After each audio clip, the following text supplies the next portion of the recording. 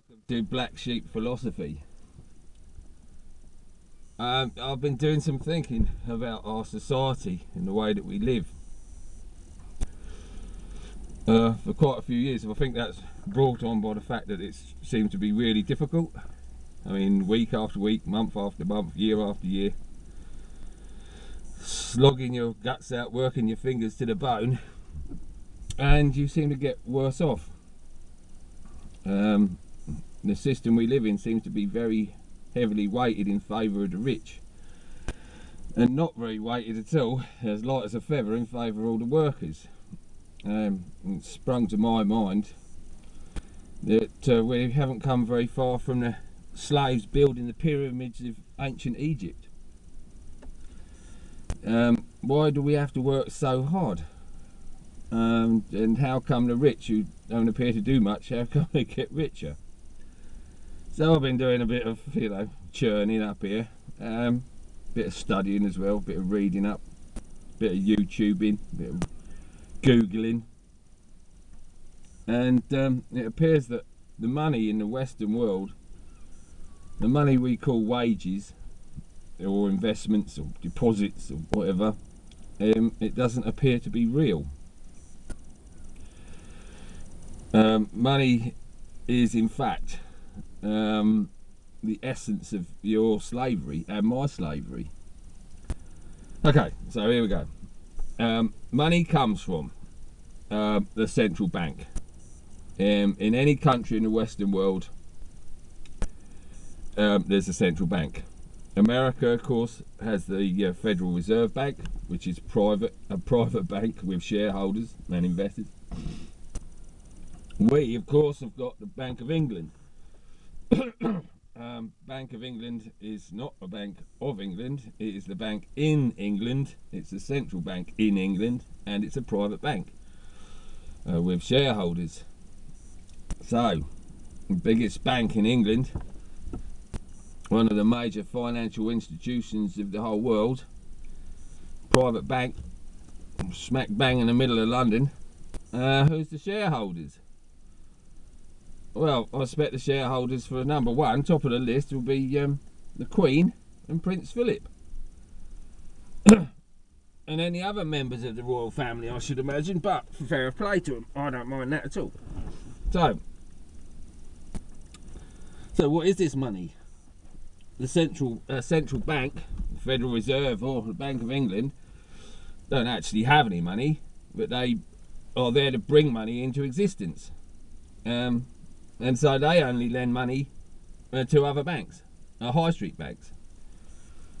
The Nationwide, TSB, Lloyds, HSB, Barclays Bank, they're high street banks, they're little banks.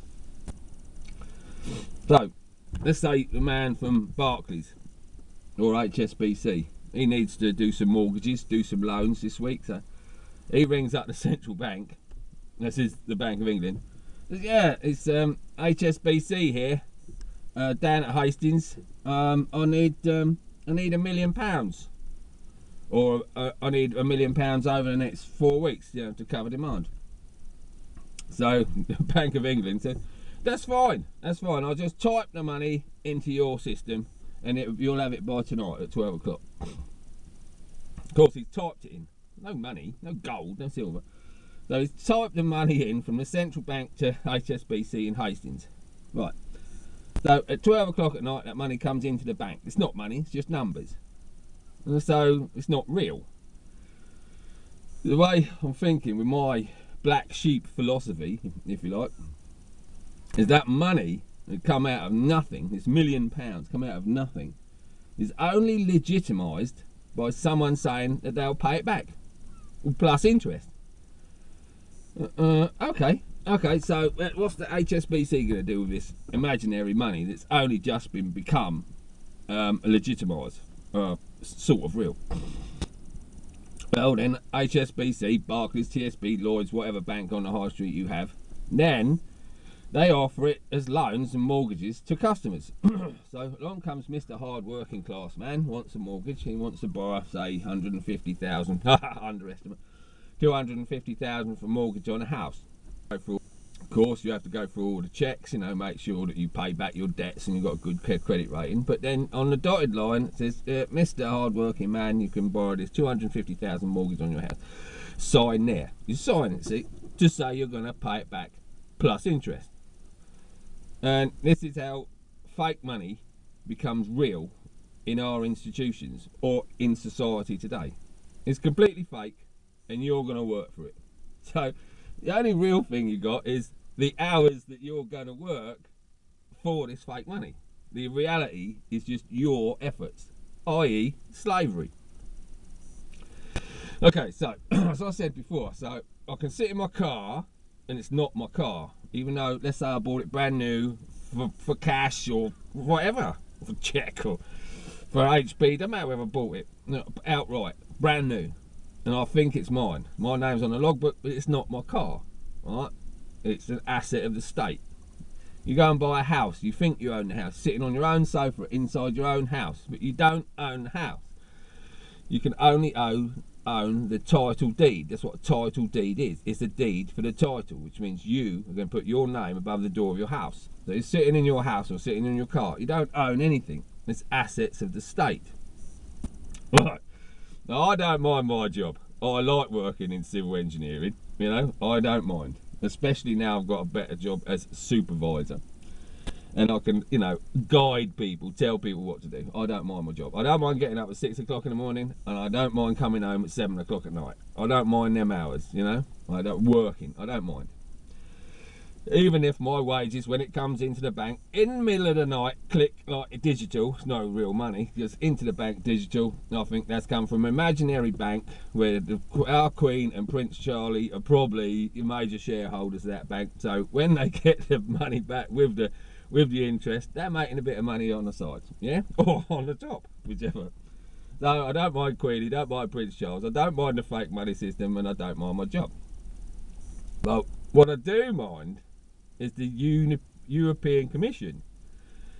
What I do mind is the unilateral coalition of Europe. What I do mind is the presentation of the euro as currency. And say, you're going to have that. You're going to join us, give up all your rights and have this. I don't think so.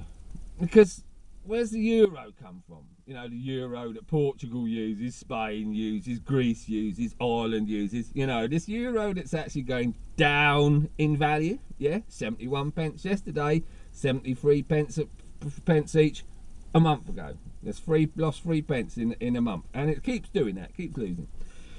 So where's the euro come from? Well, okay, so the European Union must have a central European bank. They do. And when you join the European Union, which used to be called the Common Market, used to be called before that a free trade area, but now it's the European Union. When you become a full-time member of this, you have to crash your own central bank in favour of the Central Bank of Europe. Okay, so the Bank of England goes down the pan, yeah, it's all whitewashed away. And all the money gets printed by the European Central Bank. Okay, so where is it then? Okay, do like I did and type it into your Google search engine. ECB, European Central Bank. The answer's there. It's in Germany. Duh, of course the European Central Bank is in Germany. It's in Frankfurt. Where else would it be? Yeah? It's the third attempt that the Germans have made to take over the whole of Europe in 100 years. That's why I'm against it. That's why I want Nigel Farage and David Cameron and all them people who follow him, yeah, to realise that it's not a coming together of European states. It's the takeover of the European states by Germany. The third attempt, the First World War, the Second World War, the European Commission. It's run by the German people to take over Europe. And that's this one thing that they've been concentrating on for 100 years. And it's about time we realise that we don't want anything to do with it.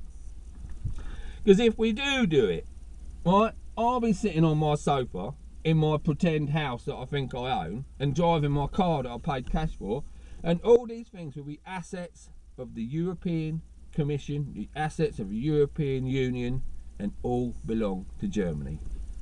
They'll take your freedom. They'll take your soul. Let's not go to Europe. Let's forget all about it.